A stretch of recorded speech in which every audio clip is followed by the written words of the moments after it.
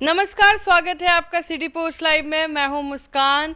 BJP के प्रशांत किशोर और UP Bihar के बाहुबली के बीच होने वाली है कड़ी टक्कर।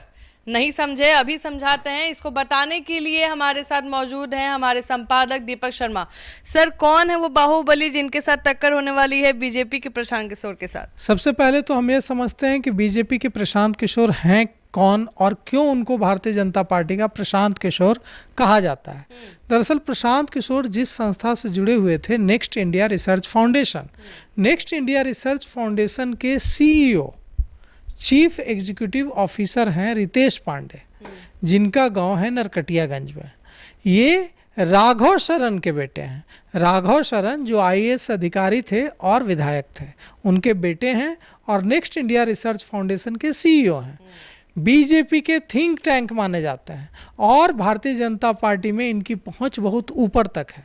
अब इन्होंने कुछ दिनों पहले फेसबुक लाइव कर ऐलान कर दिया था कि मैं बिहार के नरकटियागंज विधानसभा क्षेत्र से इस बार चुनाव लड़ने की कोशिश करूंगा।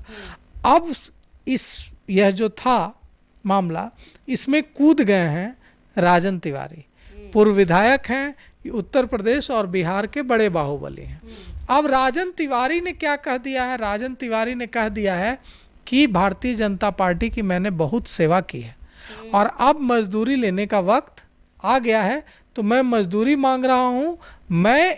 उन्होंने यहाँ तक कह दिया है, आपको आश्चर्य होगा, अमूमन नेता कहते हैं कि इस सीट पर हमारा दावा है और इस सीट से मैं चुनाव लड़ने की कोशिश करूंगा, लेकिन राजन तिवारी तो ठहरे राजन तिवारी, पुराने बाहुबली हैं, तो उनका अंदाज भी बाहुबली वाला है।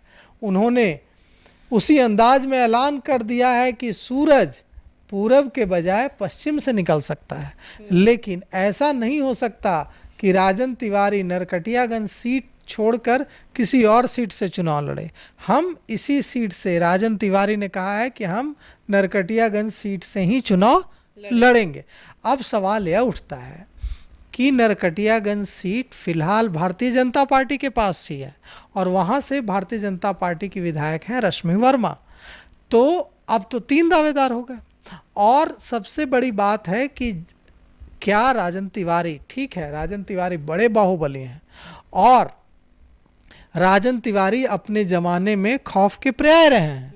वे श्री प्रकाश शुक्ला के राइट हैंड माने जाते थे और जिस भी मामले में, जिस भी अपराध में, जिस भी हत्या में, जिस तरह के भी क्राइम में श्री प्रकाश शुक्ला का नाम आता था, राजन तिवारी का नाम अपने आप आ जाता था। यह था राजन तिवारी का खौफ। बिहार के भी कई हत्याकांड में, ब्रिज बिहारी हत्याकांड और दूसरे हत्याकांडों में राजन तिवारी का नाम लिया जाता रहा और वे आरोपी रहे। अब सवाल यह उठता है कि राजन तिवारी को किसका भरोसा है? क्या राजन तिवारी को यह पता नहीं है कि रितेश पांडे कौन है? और क्या राजन तिवारी को यह नहीं पता है कि रितेश पांडे ने कुछ दिनों पहले फेसबुक लाइव कर यह ऐलान किया था कि मैं नरकटियागंज सीट से चुनाव लड़ूंगा? और जब नरकटियागंज सीट से उन्होंने हालांकि यह नहीं कहा था कि मैं चुनाव लड़ूंगा, कोशिश करूंगा। हाँ, उन्होंने कहा था कि मैं यहाँ से चुनाव लड़ने की कोशिश करूंगा। तो ये भी तो सर एक हिंट ही हुआ, एक बहुत बड़ा हिंट हुआ। जो समझदार लोग होते वैसे ही तो इशारा करते हैं कि हाँ, बाहुबली का अपना अंदाज होता है। मैं ये नहीं कह रहा हूँ कि राजन तिवारी समझदार नहीं है, लेकिन बाहुबली का अपना अंदाज होता है और जो बुद्धिजीवी होते हैं उनका अपना अंदाज होता है। तो रितेश पांडे बुद्धिजीवी हैं, उन्होंने कहा कि मैं इस नरकटियागंज सीट से चुनाव लड़ने की कोशिश करूंगा। अब राजन तिवारी तो ठहरे बाहुबली, तो वे बुद्धिजीवी वाली बात कैसे करते? तो उन्होंने कह दिया कि सूरज पूरब से पश्चिम निकल सकता है, लेकिन राजन तिवारी चुनाव लड़ेगा तो इसी सीट से, नरकटियागंज सीट से चुनाव लड़ेगा। अब मामला बहुत रोचक हो गया है, क्योंकि भारतीय जनता पार्टी के प्रशांत किशोर, मतलब थिंक टैंक, और भारतीय जो देखिए रितेश पांडे जो हैं, वो उनकी पहुंच भारतीय जनता पार्टी में बहुत ऊपर तक मानी जाती है, क्योंकि वे नेक्स्ट इंडिया रिसर्च फाउंडेशन के सीईओ हैं, जिससे कभी प्रशांत किशोर जो जन स्वराज के सूत्रधार हैं वे जुड़े रहे थे। और जब रितेश पांडे ने फेसबुक लाइव, ऐसा तो है नहीं कि रितेश पांडे रोज़ फेसबुक लाइव करते रहते हैं, जब रितेश पांडे ने फेसबुक लाइव करके ऐलान किया कि मैं नरकटियागंज सीट से चुनाव लड़ूंगा, क्योंकि रितेश पांडे का गांव है नरकटियागंज विधानसभा क्षेत्र में ही गांव है। तो अगर रितेश पांडे ने ऐलान किया होगा तो सोच समझ कर ही किया होगा। ऐसे में उनको भी कि कहीं से भरोसा होगा कि हमें नरकटियागंज से टिकट मिलेगा। राजन तिवारी भी बोल रहे हैं कि सूरज पूरब से नहीं पश्चिम से निकल जाए, लेकिन यह नहीं, यह हो सकता है कि सूरज पूरब के बजाय पश्चिम से निकल जाए, लेकिन यह नहीं हो सकता कि मैं नरकटियागंज सीट से चुनाव लड़ूं। मतलब उनको भी कि कहीं बड़ी जगह से भारतीय जनता पार्टी में मिला होगा आश्वासन कि आपको नरकटियागंज सीट से टिकट दिला देंगे। अब राजन तिवारी कह रहे हैं कि देखिए, मैं मेरे जीन में, मेरे खून से मैं संघी हूँ। मैं जब स्कूल में पढ़ता था गोरखपुर में, तो सरस्वती शिशु मंदिर स्कूल में पढ़ता था, और मैं तो बाल स्वयंसेवक रहा हूँ। बचपन से मैं राष्ट्रीय स्वयंसेवक संघ की विचारधारा से जुड़ा रहा हूँ। तो मैंने भारतीय जनता पार्टी के लिए बहुत काम किया है, और मैंने जो काम किया है उसकी मजदूरी मांगने का यह वक्त है। तो अब भारतीय जनता पार्टी मुझे मजदूरी देने से कैसे इनकार कर सकती है? दूसरी तरफ उनका भी दावा है, रितेश पांडे का भी। तो अब देखिए, एक तरफ भारतीय जनता पार्टी के प्रशांत किशोर, दूसरी तरफ रितेश पांडे हैं। उनको भारतीय जनता पार्टी उतनी ही अहमियत देती है। लेकिन सर, कहीं ना कहीं सोर्सेस की माने तो पलरा भारी तो राजन तिवारी का दिखाया जा रहा है। नहीं, ऐसा कोई नहीं दिखा रहा है कि पलरा भारी है। ये बिल्कुल गलत निष्कर्ष निकालना होगा। रितेश बाहुबली है इसलिए दिखाया जा रहा है? नहीं, देखिए, बाहुबली से नहीं होता है। इससे नहीं होता है कि कोई ऐसे, तब अगर बाहुबली होने से हो गया तब तो जितनी सीटें हैं सब पर एक न एक बाहुबली खड़ा हो जाएगा। सिर्फ बाहुबली से नहीं होता है।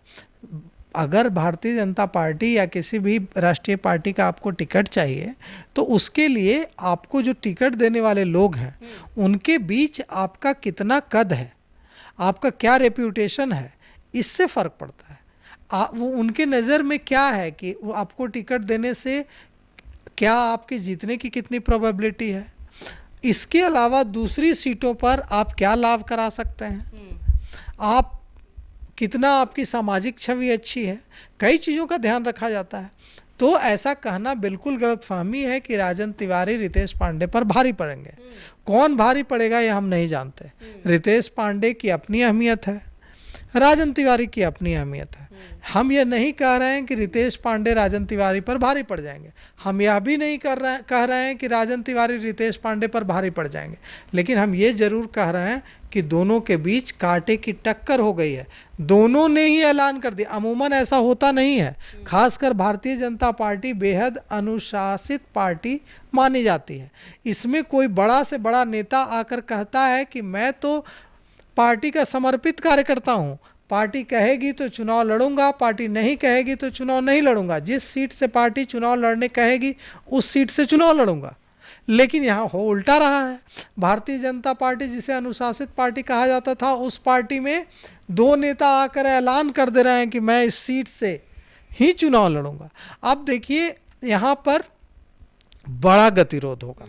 न राजन तिवारी के लिए आसान है रितेश पांडे को बीट करना, और न रितेश पांडे के लिए आसान होगा राजन तिवारी को बीट करना, क्योंकि राजन तिवारी भी बड़े बाहुबली हैं और रितेश पांडे का अपना कद है। तो अब देखिए, यह तो भारतीय जनता पार्टी के नेतृत्वकर्ताओं को फैसला लेना है कि किसे टिकट मिलेगा। लेकिन नरकटियागंज में इस बात को लेकर, नरकटियागंज विधानसभा क्षेत्र में इस बात को लेकर बड़ी चर्चा है कि दो हैवीवेट ने ऐलान कर दिया है कि मैं यहाँ से चुनाव लड़ूंगा।